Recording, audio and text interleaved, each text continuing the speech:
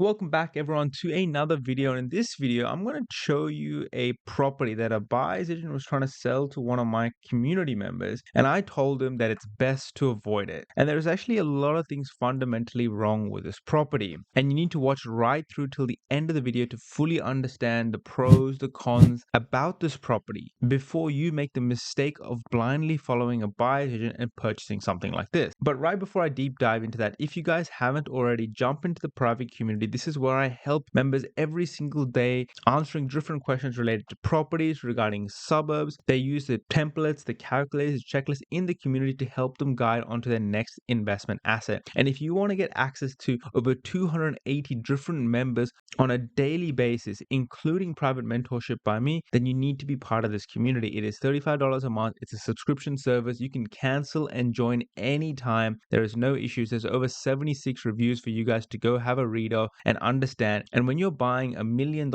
asset these days, you need to be getting the right sort of advice to help you purchase the exact properties that you need in your portfolio to achieve your long-term financial goals. And with that, let's get straight into this property. Now, when you look at this property, you have on surface level, it actually looks quite good. Now, I know these photos are a bit old from 2018, but that's because was an off-market opportunity for the client. And when you look at the property, it's a decent weatherboard house. It's got an older interior, but looks relatively good. It looks relatively rentable as well without any major updates needed to an asset like this. But if you're a shrewd investor, then you've already seen a number of issues with this property. And the first one I'm going to go over is actually the location of this asset. If I zoom in, you can see that this property here is sitting on this road. Now, this property has a huge piece of land, which is great, but there are some issues with it. Now, the first thing you'll notice with this property is that it's actually located on this B78, a main road. And you take a zoom out picture of this road and you're looking at one of the main arterial roads in and around Armadale, right? You've got this main road coming from a highway, going through the heart of the city and then exiting out the other side as well, which is not ideal when you're having a bunch of different cars, trucks, heavy vehicles running through this road, which means it's going to add to noise and as well as air pollution, and you've got brake dust and all the other nasty things that comes with a road like this. And it is not ideal to have a property located right there. Now, in some cases, you can trade it off, but there are a couple of other factors to look at. Not only that, when you look at this property, it's located right next to this motel over here, which is going to attract more people, more noise, strangers in and around the area. And when you're looking at an investment property, you still have to look at it from an owner-occupier lens, and it's just not ideal when you have a main road, a commercial business like a hotel here, and your property is just located a couple blocks down right here. And now when you're looking at this road as well, you can see the next issue that you have with this is that it's actually on a bit of a slope, which isn't ideal at all. Properties on slope tend to have more issues than properties on flat ground. When it comes to the foundations, to structural movements of the property, it might not be as solid as you think. And that is another issue with a property like this, because even though you have a lot of this extra land space on a property like this, when I show you the photo, you can actually see the property is on quite a bit of a slope, which means that, if something was to go wrong with the original asset itself, it could mean higher maintenance or repair costs to get it up to scratch once again. And then also when you look at the property, if you plan to subdivide or develop the asset itself, when it's on a sloped piece of land, it just makes it that much more expensive, which isn't ideal. And if you're an even more shrewd investor, you can actually see that some of the weatherboards are a little bit out of place. Now, once again, this is an old photo, so it might have been repaired already, but that's an example of something you can catch straight off the bat. And so when you have a look at this asset and then you see the slope,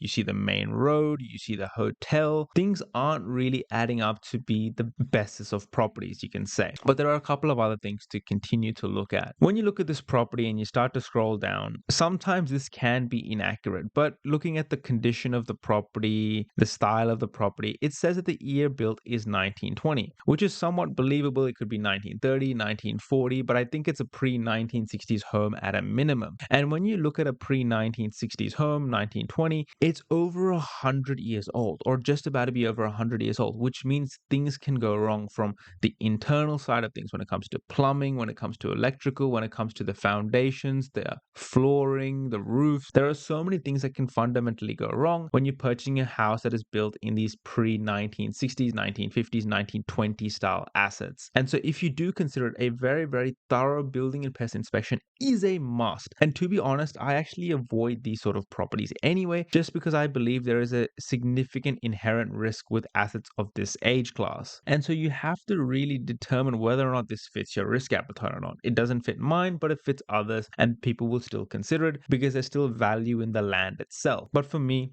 not really. And then when you have a home built in 1920, you have to think as well. There's actually a zoning issue. And when you have a heritage layer of the property, it's actually incredibly important that you go up and you call the local council, or you do further investigation about what the implications of that heritage overlay is. And when you have a look at this, you can see that there are a couple of things that you need to consult the council of before doing any work. So any proposed new development, excavation, subdivision, any external alterations or additions, solar panels, fences, extra, any structural alterations to the interior of a heritage item can be restricted or can be more difficult to do because there is simply that heritage overlay on this. So when you're looking at an older asset like this, any work on the exterior, any work on the interior, any subdivision or development potential can have the possibility of being blocked or have additional permits and loopholes that you have to jump through to get it done. And that just makes this asset just that a little bit more annoying to consider for purchase. And look, if that hasn't convinced you at all, when you have homes built in the 1920s, 1930s, 1940s,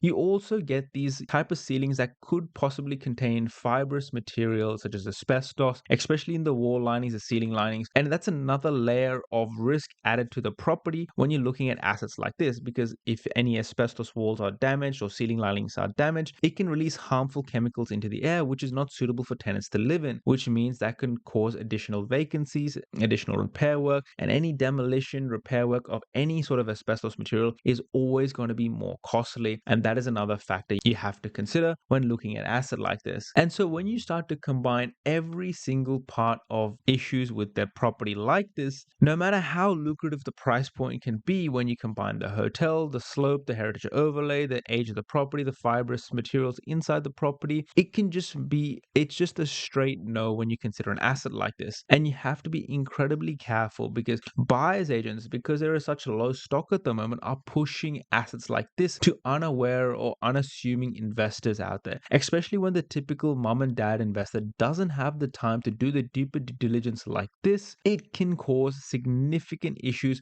when you go to resell the asset. I'll tell you what, you will probably get the growth on paper for a property like this because the market is so hot. However, when you go to sell this asset, that is when the real issues start to make itself apparent. Even when you try to revalue it, it can become an issue as well. And so I hope this video has helped you understand the implications of some of these issues when you're looking at an asset like this. And if you need help reviewing your property and you don't want to join the private community, I do run a separate property deal review where you can pay a one-off fee for a property to be reviewed, and I will review your asset within 24 hours and provide you an email directly to you so that you can buy with confidence or you can avoid a risky asset. Do not go ahead and purchase anything willy-nilly. Get the help you need and I can do it for you. Till next time, thank you very much, guys.